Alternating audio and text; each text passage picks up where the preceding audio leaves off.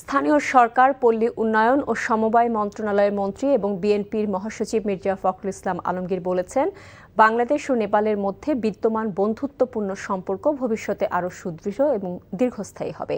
দুই দেশের পারস্পরিক সহযোগিতা ও সৌহার্দ্যপূর্ণ সম্পর্কের মাধ্যমে জনগণের কল্যাণ এবং উন্নয়নের নতুন দিগন্ত উন্মোচিত হবে। সকালে ঠাকুরগাঁও ডায়াবেটিক সমিতির আয়োজনে নেপাল ও বাংলাদেশের যৌথ উদ্যোগে অনুষ্ঠিত ফ্রি আই ক্যাম্প 2026-এর উদ্বোধনী অনুষ্ঠানে প্রধান অতিথির বক্তব্যে তিনি এসব কথা বলেন।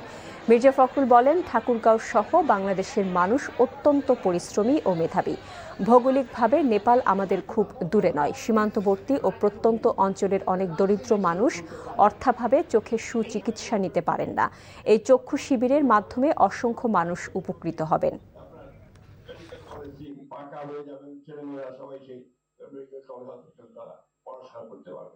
স্বাস্থ্য সেবার জন্য আমাদের যে হাসপাতাল আছে 250 বেডের ছিল, সেটাকে ইতিমধ্যে 600 বেডে রূপান্তর করা হয়েছে।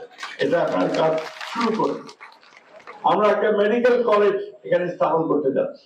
ইনশাআল্লাহ আগামী বছর থেকে এখানে ছাত্র ভর্তি শুরু হবে।